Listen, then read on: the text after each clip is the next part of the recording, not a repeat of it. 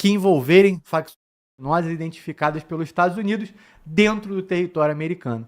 E o que vai vir a partir disso, temos muito para debater ainda, mas queria começar aqui com você, Miqueias. Sua leitura aí desse cenário, das implicações políticas de tudo isso aqui no Brasil e o medo que assola aí, principalmente quem está devendo, né? Quem deve teme. Miqueias. Eric, essa notificação, essa informação, o governo americano diz que ofereceu como uma cortesia, porque em outros países, como o México, por exemplo, os cartéis de tráfico de lá foram classificados como terroristas sem aviso prévio. O Brasil está sendo avisado como cortesia pelo governo americano de que essa decisão já foi tomada. Lembrando que alguns meses atrás ocorreu a reunião do chamado Escudo das Américas, onde Donald Trump começou uma nova estratégia de defesa para a América Latina com vários países, dos quais o Brasil acabou de fora, não foi convidado. E nesse lançamento do projeto Escudo das Américas, quando foi perguntada à Casa Branca, né, a representante da Casa Branca foi perguntada sobre essa questão do Comando Vermelho do PCC, ela disse que todas as cartas estavam na mesa.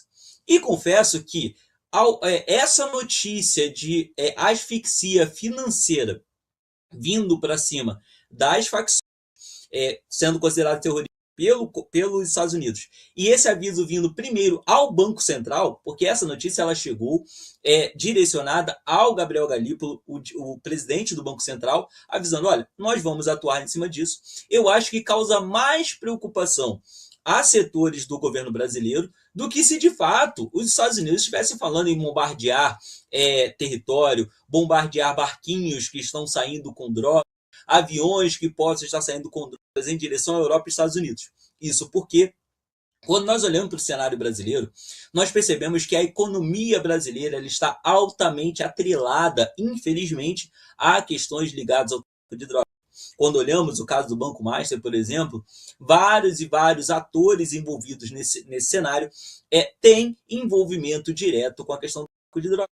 Quando pegamos, por exemplo, o caso das recentes prisões aí do MC Pose, do MC Ryan e do dono da página Choquei, embora a PF tenha identificado até o momento, pelo COAF, 1,6 bilhões de reais movimentados, a PF afirma que, considerando o tempo de atuação dessa organização criminosa, eles possam chegar aí a 260 bilhões de reais movimentados. Então nós não estamos falando aí de quantias pequenas, estamos falando de quantias absurdas, quantias gigantescas que movimentam uma estrutura política também. Porque, olha, não tem como você achar que um moleque como MC Pose, que é um semi-analfabeto, que um MC Rian, que já falou ali que mal tinha quinta série completa, alguma coisa assim, que esse moleque ele tenha condição de administrar um esquema financeiro desse tamanho. Já falei isso aqui 1000 vezes. Pega os áudios, as conversas que a gente tem, as interceptações de conversas, por exemplo, do Doca, um cara que também movimenta bilhões todos os anos com o tráfico de drogas, e você percebe que pela fala não tem como esse cara gerenciar um esquema desse tamanho. Então, a asfixia financeira ela vai atingir diretamente pessoas que cometem os crimes de colarinho branco. Essa é a realidade e esse é o desespero de muita gente. Porque nós tivemos o caso de Cabedelo no Nordeste, Santa Quitéria, Nova Morada, entre várias outras cidades, onde praticamente quase toda a Câmara Municipal estava na folha de pagamento do tráfico. Nós temos agora policiais federais, desembargadores, presidente da Assembleia Legislativa na folha de pagamento do tráfico no Rio de Janeiro. Nós temos membros da Comissão de Direitos Humanos em São Paulo na folha de pagamento do tráfico. Nós temos tivemos uma notícia agora recente, eu vi hoje essa notícia, houve a troca de comando, né, da Polícia Militar do Estado de São Paulo. E aí o que começou a circular foi que o Lincoln Gakia, que é um dos principais promotores do Ministério Público que atuam contra o PCC em São Paulo, teria informado ao último comandante, né, o que acabou de sair do cargo, teria informado ao último comandante da PM, quando ele ainda era comandante da rota, de que haviam policiais na rota que estavam repassando informações para o tráfico de drogas para o PCC. E mesmo diante dessa informação do Lincoln Gakia, o comandante da rota, a época comandante da rota e depois comandante-geral da polícia, ele simplesmente não teria feito nada. Agora, com o avançar das investigações, e aí que o nome dele começa a surgir no GAECO, ele pediu para ir para a reforma e aí acaba assumindo lá a primeira mulher comandante. Inclusive, parabéns à Polícia de São Paulo, que tem uma nova comandante agora. Mas nós vemos que, o que eu quero dizer com isso? Que em todas as esferas, seja ela no judiciário, no legislativo, no executivo, na segurança pública, nós temos pessoas envolvidas com o tráfico de drogas. MC Pose, MC Rian, criminosos, mas não são os mentores intelectuais. Eles são os bodes expiatórios ali. Quando alguém precisa ir preso, alguém precisa levar a culpa. Mas alguém acha mesmo que o MC Pose tem condição de gerenciar um negócio de 1,6 bilhões de reais? Não tem, cara. Não tem. Então existe muita gente grande. E aí o que muda agora? Quando essa informação vem para o Banco Central, eles estão avisando, ó, se prepara, porque nós vamos efetuar os bloqueios a partir daqui, a partir das nossas investigações. Porque no Brasil, a legislação ela é muito lenta, ela é muito leniente, ela facilita a vida dos criminosos. Então nós temos aí várias e várias pessoas investigadas e que que continuam vivendo suas vidas normalmente. Olha, Sérgio Cabral não foi acusado formalmente de tráfico de drogas, tá? O único que os crimes do Sérgio Cabral estavam ligados à corrupção, não ao tráfico de drogas. Mas eu vou usar ele como exemplo só para fazer um paralelo. Vejam, Sérgio Cabral, por exemplo, preso há 6 anos, ele queria fazer uma delação premiada e, além da delação premiada, ele se comprometia a devolver ainda 84 milhões de reais. Esses eram os termos do acordo que ele estava tentando fechar à época. Vejam, um cara condenado por corrupção, por desviar bilhões dos cofres públicos, ainda preso, tinha 84 milhões de reais para poder devolver. E o mesmo acontece hoje caso um grande traficante seja preso. Ele é preso, mas o dinheiro dele continua vivendo normalmente. As empresas dele continuam funcionando normalmente. A partir do momento em que os Estados Unidos classifica por si só, independente das investigações brasileiras, independente da concordância ou não das autoridades brasileiras, no momento em que ele classifica um elemento criminoso como terrorista ligado ao PCC e ao Comando Vermelho, todas as contas bancárias e empresas deverão ser bloqueadas. E olha, diferente, isso vai além da magnetística, a gente discutiu muitas vezes sobre a magnetística com relação ao Alexandre de Moraes, se ele realmente teria todas as contas bloqueadas, como é que seria e tal. Olha, nem todo o mundo concorda com a aplicação da magnetística. Então, alguns vão fechar os olhos e vão ter uma certa aceitação caso alguém apoie uma pessoa sancionada pela magnetística, porque a magnetística ela ainda é uma decisão política, ela ainda tem uma percepção ali de, será que o cara é mesmo? Será que o cara... Agora, quando nós falamos de terrorismo, a Rússia não apoia o terrorismo, a China não apoia o terrorismo, é quase que uníssono. Se os Estados Unidos classificarem um grupo como terrorista, a China também vai quase de imediato validar aquilo. A Rússia quase de imediato vai validar aquilo. A Europa quase de imediato vai validar aquilo. Porque terrorismo é considerado grave por 90% dos países do mundo. Tá? Então, ao fazer isso, se os Estados Unidos começarem a bloquear o dinheiro e as empresas ligadas à lavagem, a essas organizações de traficantes que passam a ser consideradas como terroristas, o impacto político e econômico vai ser surreal. Então, o pessoal está batendo cabeça, não é por medo de jogarem bomba aqui. Se jogarem bomba, só ia ser, na verdade, um palanque político para aqueles que se dizem defensores dos direitos humanos, para aqueles que dizem defender a soberania nacional, eles poderiam fazer palanque em cima do sangue que está sendo derramado aqui dentro. Sangue de até, inclusive, pessoas que, na minha opinião, merecem, tá? Mas eles poderiam fazer palanque político. Então, na verdade, seria até um jogo. Tomara que jogue uma bomba aqui, porque aí eu tenho mais um inimigo para criticar e aí as pessoas esquecem da merda que eu estou fazendo. O governo até preferiria que caíssem bombas. Mas, a partir do momento que o ataque começa a ser no ponto financeiro, nós vamos ver algum desespero acontecendo. Nós vamos ver muita gente sem saída, sem saber o que fazer, porque o MC Rian é criminoso? É. O MC Pose é criminoso? Sim. Todas as outras pessoas envolvidas nesse esquema que a gente acabou de presenciar agora são criminosos? São. Mas eles não são os grandes players desse esquema.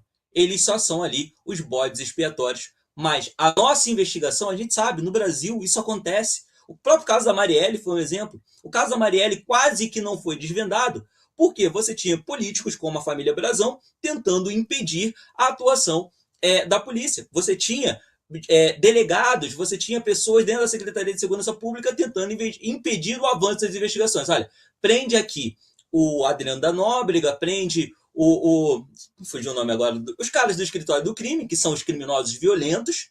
A gente prendendo eles já deu uma resposta para a sociedade aceita e a gente exclui o nome dos políticos. Isso acontece o tempo todo. Só que isso é uma decisão do Brasil. Isso é uma coisa que acontece no Brasil. A investigação para no meio do caminho. A investigação americana vai parar no meio do caminho? Só se for do interesse americano. Mas no momento, com a atual conjuntura política, não é. Então, essa classificação vai ser pior do que cair bomba dentro do Brasil. Pior para alguns, tá? Não é nem que eu não concorde. Vai ser pior para alguns, mas é isso que vai acontecer agora. É isso, Miquel. E a gente pode trabalhar com uma régua, né? Vamos ver quem mais está incomodado. Inclusive, vendo algumas reportagens dizendo que o Lula, apesar de ter feito um acordo com o Trump para lidar com o crime organizado, o Lula e o PT foram pegos de surpresa com tudo isso. E no final dizem que a preocupação com relação à soberania do Brasil segue. Porra, aí tem que ouvir um negócio desse, né? Carcará, a gente tem que ouvir um negócio desse. A preocupação é com a soberania do Brasil? Ou é com eles mesmos serem pegos?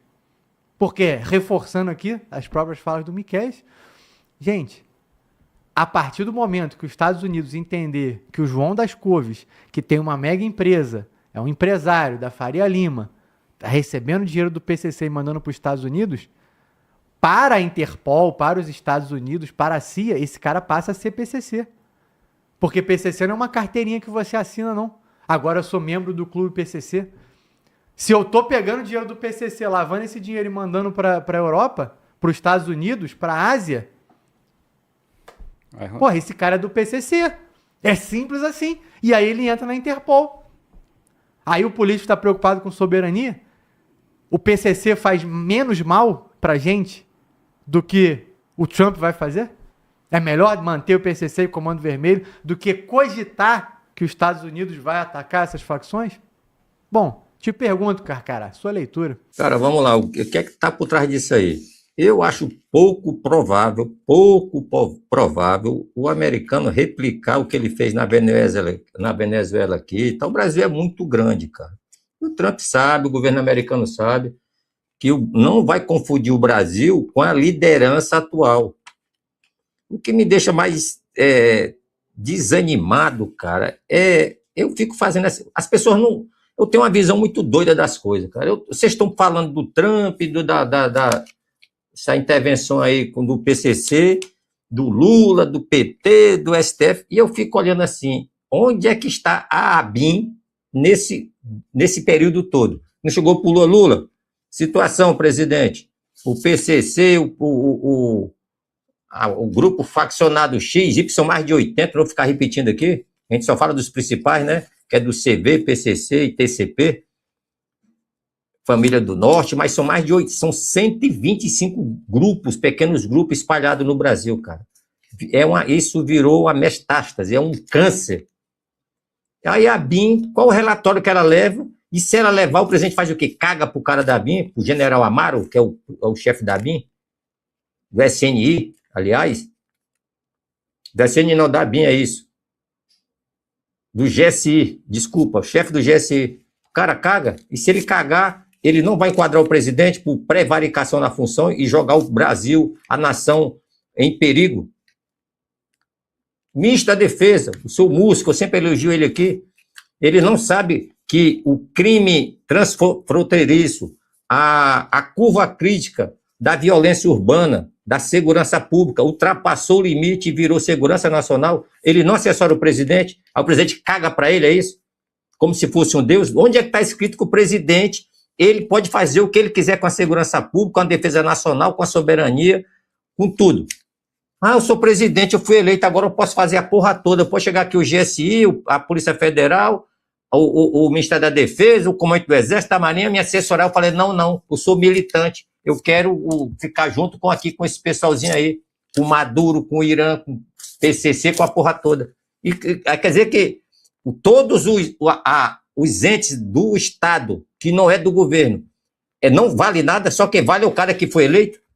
Então, toda a história do Brasil de 526 anos pode ir pro caralho. É só chegar um cara eleito, pronto, esquece isso aí, esquece Exército, Marinha, Força Aérea, GSI, Polícia Federal, que vale agora o que eu quero. Eu sou o presidente, me obedece, que agora eu vou brincar no ventilador soltando um pipo, porque eu não tive infância, eu quero sacanear isso aqui, transformar isso aqui no puteiro. Vocês não são autoridade, eu sou o único. É assim que funciona? Aí vem falar de soberania. Rapaz, o que acontece é o seguinte, no Brasil as autoridades perderam a vergonha na cara. Ninguém sabe qual é a sua verdadeira função, ou se sabe, é tão covarde e está ali naquela função não porque é merecedor, é porque ultrapassou todos os homens de honra, jogaram fora e botaram os piores para cada função. Aí que eu sempre falo, como é que um vagabundo vai enquadrar outro vagabundo, que vai prender um vagabundo, que roubou um vagabundo, que está sacaneando o povo, que está roubando o povo? Não tem como, pô. Ali é o nível que chega. Aí é o governo americano, eu falei, tem o profeta Carcará, eu falei, ó, ele vai começar com cara, Magnitsky não é nada, Magnitsky é o cocô do cavalo do bandido dentro das punições que o governo americano faz. Pega pro cara ali, não é nada. O problema é a seção 301, é o FICO, o FAC, isso vai pegando todo o sistema financeiro, todo.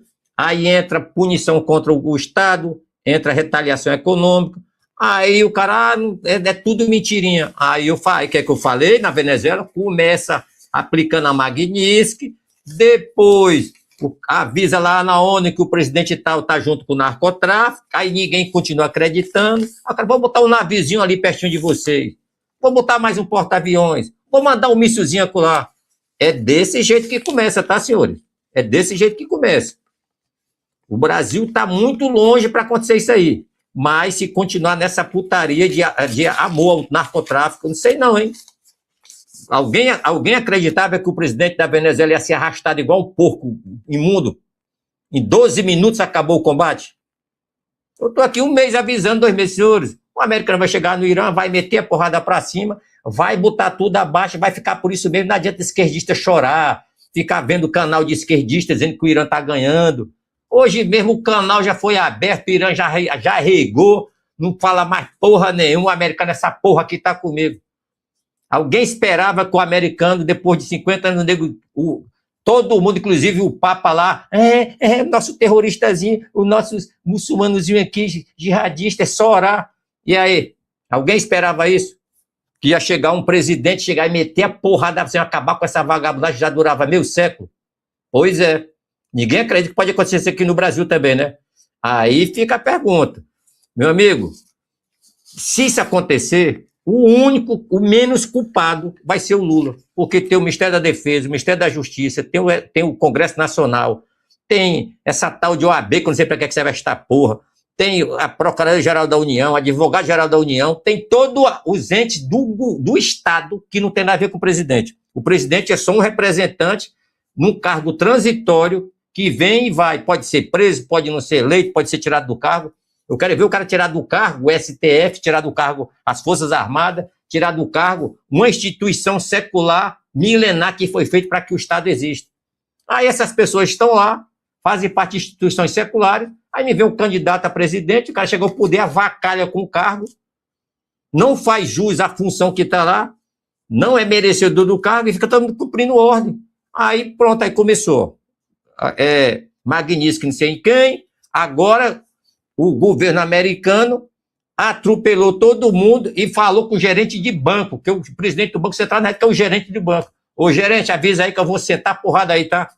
Eu vou investigar essa porra toda. Cara, isso aí era pro presidente americano, tá ligando pro Lula, o presidente o camarada Luiz Inácio Lula da Silva. Vossa Excelência, qual a ideia? Vai continuar fazendo barreira para combater o narcotráfico, o narcoterrorismo? Então vamos Dá um clique aqui. Não, cara, não teve nada disso, não. Ó, foi até uma mulher que ligou, liga lá pro gerente do Banco do Brasil lá e fala que a peia vai comer. Cara, eu fico olhando, rapaz, olha o nível que chegou, cara. O cara me avisou, né? Ainda foi bonzinho. Que no México eles nem avisaram, eles chegaram sentando a porrada. Pois é, cara, aí nós somos a 5ª nação do planeta, a 4ª em terras contínuas, um dos maiores, uma das nações mais ricas do mundo, com essa representação pífia política. E um bando de maluco, perturbado mentalmente, achando isso bonito. A nação escrava, pô. Para que adianta ser o maior produtor de nióbio, de petróleo, de agricultura, se o dinheiro não chega no povo? É tudo desviado.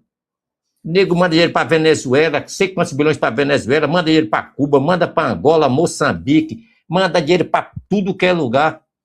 Dinheiro do povo. Refinarias vai lá, inaugura a placa, aquela placazinha que vai ser uma refinaria, some, o dinheiro também some. Inaugura a placa e 90 bilhões vai embora. Aí quem que vai consertar essa porra? O Trump que vai ter que fazer isso? É isso mesmo? Vai vir um Trump para consertar o Brasil? Vai vir um Trump para combater o narcotráfico? A gente com o maior poder militar da América Latina? Quer dizer que esse poder militar não serve para nada, não serve para combater a porra de um boy que virou bandido, porque a lei permite ele ficar na culhão. O exército brasileiro não consegue combater isso. O ministro da Defesa aceitou isso. Cara, aí eu fico assim, cara, eu fico olhando assim, cara, será que o ministro da Defesa ele não vai chegar por bem cá, presidente? O Trump vai enquadrar a gente com o maior exército da América Latina, e o senhor não vai usar o exército para combater o crime organizado, é isso? Cara, então eu estou falando, as autoridades não são filhas do Lula, do presidente, não. Elas estão ali, mas não é escrava do presidente. Elas quiseram falar assim, ó, não quero mais ser o ministro da Defesa do senhor, não quero ser mais o ministro da Justiça, eu não quero ser mais ministro disso, secretário disso aqui. O senhor não serve para ser o meu presidente. Eu não vou servir ao senhor desse modelo aí, que o senhor está todo errado. Mas ninguém fala porra nenhuma, é o diabo do medo, os puxa-saco velho, uns velho frouxo, cagalhão, cara. Dá nojo, cara. Nós temos o maior exército da América Latina. São 400 mil homens, se a gente quiser. É só dar ordem, acabou. Não tem aqui o inimigo não tem artilharia, não tem fogo naval, não tem fogo aéreo, não tem morteiro, não tem artilharia, não tem drone, não tem porra nenhuma. Um bando de vagabundo que fica vendendo droga porque tem uma multidão de viciado, porque a esquerda levou o povo a ser viciado com esse papo de liberar 30 gramas de droga, libera 30 gramas que está liberado, 2 pedazinhos de crack está liberado. Ah, se for pego, a audiência de custódia está só. É isso que o Estado fez, pô. Aí me vem o Lula, não vou usar o Exército mais não, vou fazer uma Guarda Nacional. Isso é papacá. Eu quero saber se o Congresso Nacional e o Ministério da Defesa vai deixar o Exército ser jogado de escanteio de novo e gastar um monte de dinheiro para formar uma Guarda Nacional que tem que recrutar, formar, criar a instalação. O Exército vai ficar olhando isso aí tudo, chupando o dedo? Eu não sei, cara, eu não sei onde é que as autoridades estão com medo de chegar pro Lula e enquadrar ele, pô. É o Brasil que está em jogo, não é a pessoa do Lula, não. Um senhor de 80 e poucos anos, já quase 90, já deve estar caducando, falando merda. E as autoridades não se reúnem para enquadrar o cara, pô. O cara foi eleito para ser o presidente do Brasil, não é para ser presidente da ideologia dele, não. É uma baixaria, pô. Aí me veio o Trump agora, vou resolver essa porra. Já que o Exército, o Ministério da Defesa não fez porra nenhuma, o Ministério da Justiça falou que tá tudo bem. O governo do Ceará fala que isso aqui é uma Suíça. A Bahia fica lá, aquela vagabundagem lá, a polícia saindo na porrada de manhã, tarde e noite, e o governador nem é comigo. Ninguém quer combater nada, não, vamos tratar o crime não se trata, o crime se combate. O Bukele não tratou com o crime, o Bukele destruiu o crime. O Donald Trump agora com os terroristas do Irã não tratou com os iranianos, massacrou eles lá na porrada, sem negociação. Ah, não, a gente vai ver, vamos ver o que é bom, se não é, vamos perguntar se o traficantezinho que vota em mim, se eu posso fazer uma patrulha ali de noite, se a gente não foi muito violento, tem que ver se não vou perder voto no presídio. Tá de sacanagem, meu irmão, isso não engana mais ninguém, não.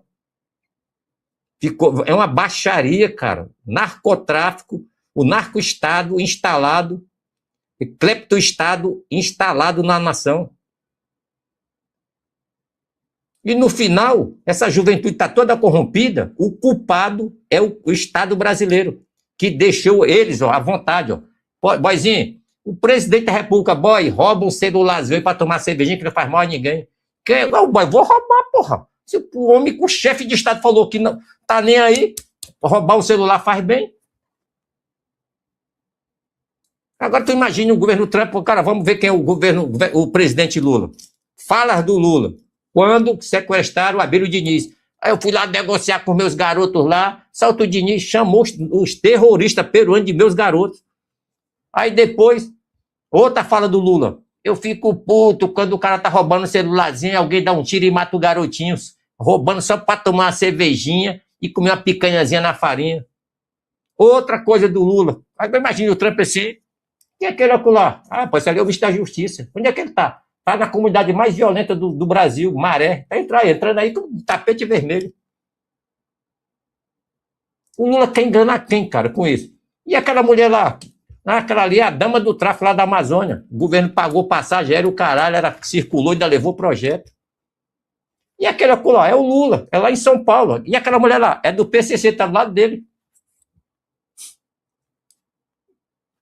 E o que é que esse povo está comemorando aí nesse vídeo aí? Ah, não, porque o Lula venceu, o PCC, todos os traficantes vibrando porque ele venceu. E aí, população, você que é esquerdista, defende aí. Me rebate aí nos comentários aí. Júlio Roque, vamos lá. Diante aí desse cenário, dessas forças, o Lula pode utilizar disso aí para sustentar a narrativa de que agora ele combate o crime organizado. E quem sabe, Júlio, imagina só. Vamos supor que começasse a ter operações e tudo mais, para o Lula se aproveitar disso, tá? E aí, obviamente, ele só faria isso porque tem interesses eleitoreiros com isso, ok? Ok. E também de não ser pego aí pelo Trump. Se a população acostumar com isso, não dá para ele voltar depois, né? Então, de repente, a gente acaba ganhando com isso, né? O que você acha? Bem, o grande Eric, vamos fazer uma analogia bem simples, que é praticamente uma matemática de criança. O governo do PT foi o governo que mais governou o nosso país. Então vamos lá. Lula 1 e 2, 2003 a 2010. Dilma, governo 1 e 2, 2011 a 2016. E Lula no governo 3, de 2023 até hoje. São 14 anos ininterruptos do governo do PT. E ele vai resolver agora. Ah, tá bom, Eric. Tá bom. Então, no mínimo uma inocência, como você mesmo disse, sequer o controle da narrativa, mas as ações continuam e não parou. O país se tornou cada vez mais corrupto, cada vez mais violento. Estamos numa violência urbana desenfreada, onde você vê o total poder dessas organizações narcoterroristas e ele vai resolver agora com uma canetada. Tá bom, Eric. É, no mínimo, para se ter uma reflexão. Governos como o do México, como da Colômbia, do Peru e da Bolívia, também vivem, né, o assolamento do narcotráfico em seus países. São décadas de combate, guerrilha que agora é partido político em alguns países.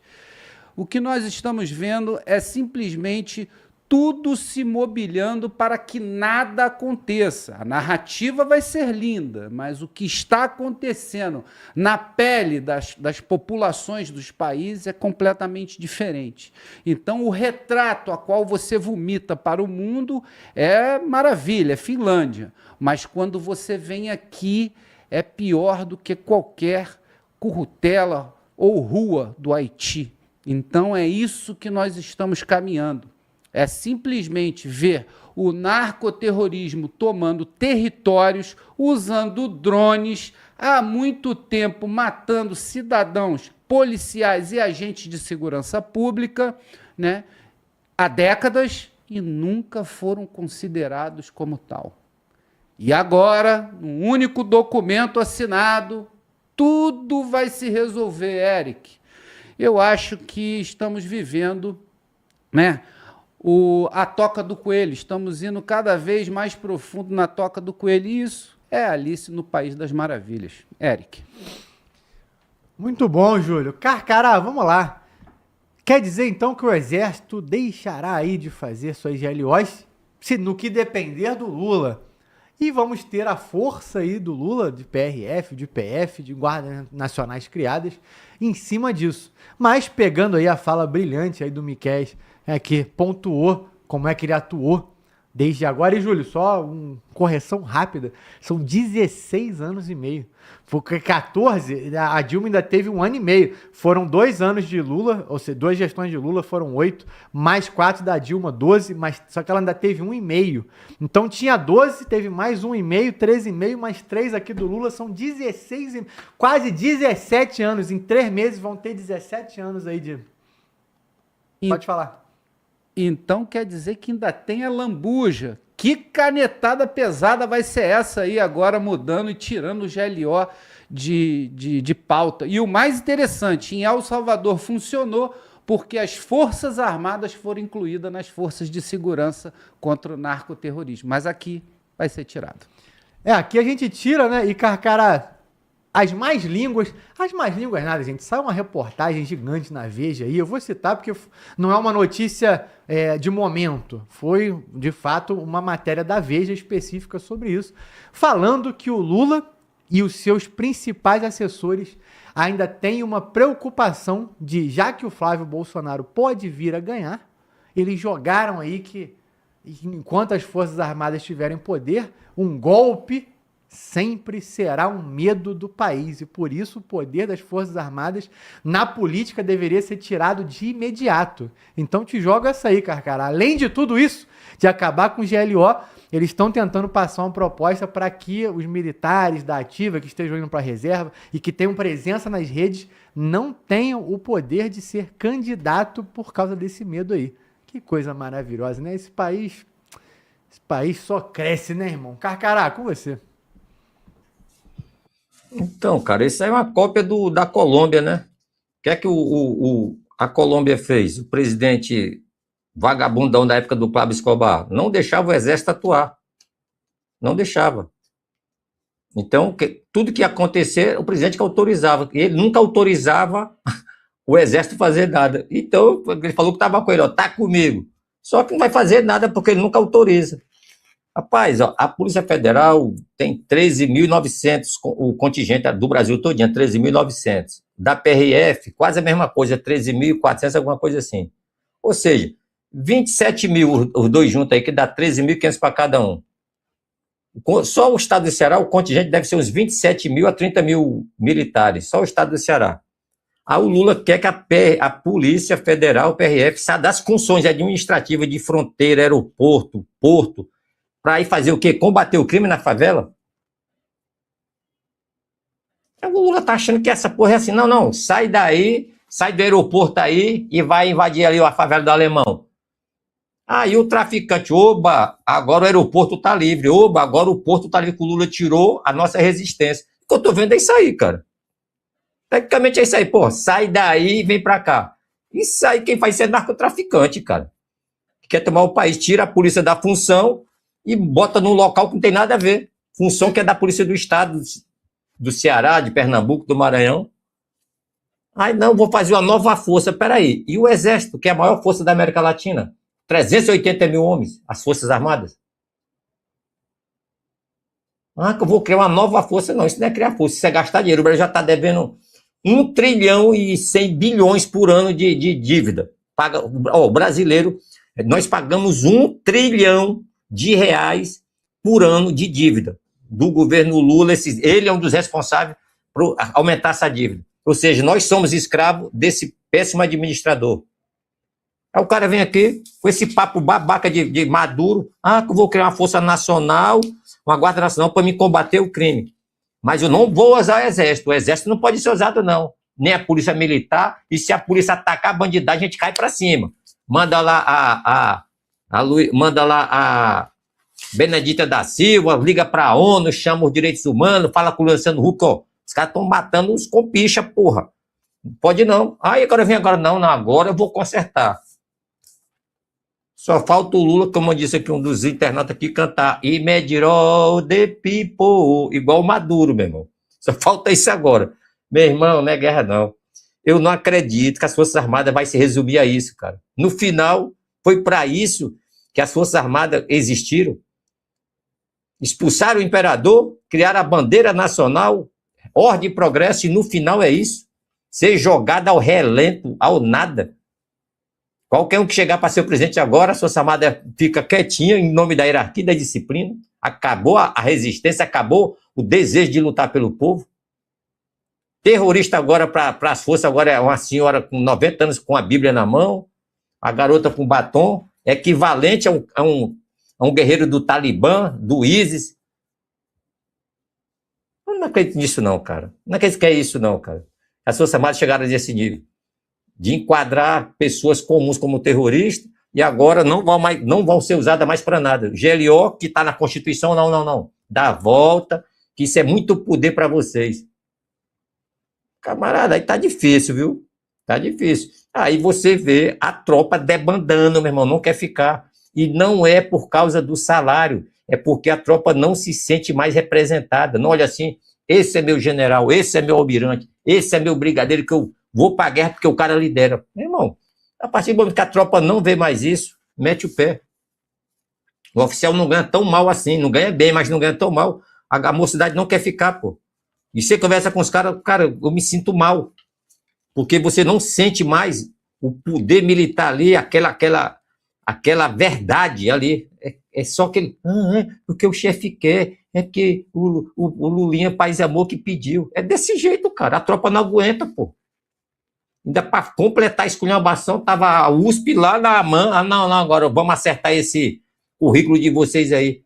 O pessoal militante da USP lá de letras, filosofia, não sei o que mais lá, deve entender pra caralho, né? De artilharia, infantaria, cavalaria, paraquedismo, guerra na selva, combate noturno diurno, deve entender pra caralho, que estão sendo chamados para modificar como é que se diz?